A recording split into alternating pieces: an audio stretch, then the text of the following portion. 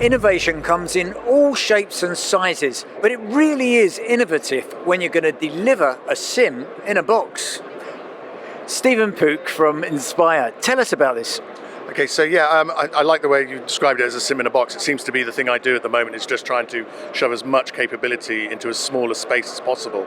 But I guess the concept around it is that we are really focusing on trying to take training to where the trainees are going. You know, as our strategy across the UK military particularly is about deploying our forces and putting them into the places they need to be with the regeneration of our carrier strike capability.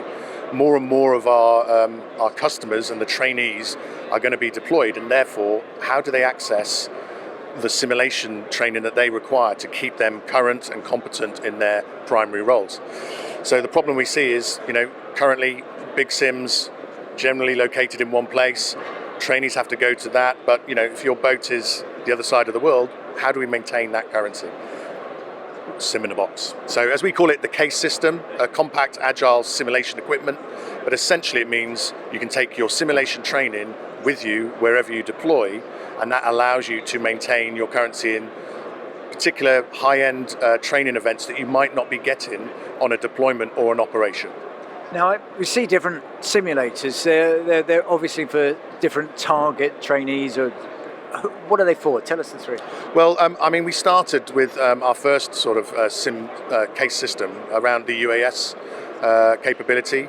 It kind of fitted nicely because UASs generally are all on screen anyway, so there wasn't any need to bring in any more of the training environment than what you saw on the screen.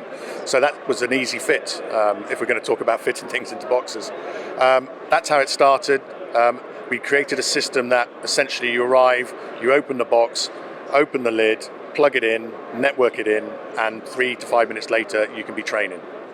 We then moved it into other areas, so we're sort of leveraging the commercial market for innovative, top-end areas of the sort of virtual reality world, and indeed what we're looking at now quite closely is mixed reality.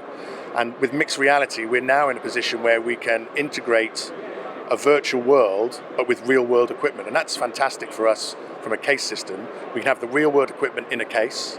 So for a JTAC, for example, that would be laser target designators, radios, all of those things, and you can interact with those real-world objects. But now you don't need a big footprint dome with projectors and all of that comes with. You can simply put on a helmet-mounted device, which now brings in your training environment and allows the JTAC to interact with a wide, deep, high-fidelity synthetic training environment with the equipment that he needs to. And finally, you talk about the UK defence requirement. Is this something you see for international export? Absolutely. I think across the board. I think it might be a capability that sits alongside your main training area. So it's not saying that we're going to make projected systems and big simulators obsolete. We see it very much as an enhancement of capability to allow you to continue your training.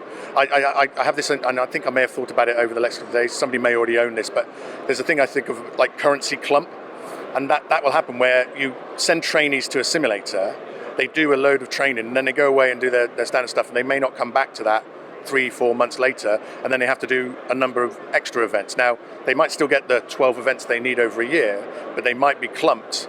What's happening to their competency and currency in between those clumps? If you take a sim with you, you can train on a monthly basis, on a daily basis, weekly basis. So maintaining that currency and competency at the level you need to enhance your operational effect. Thank you very much. Pleasure.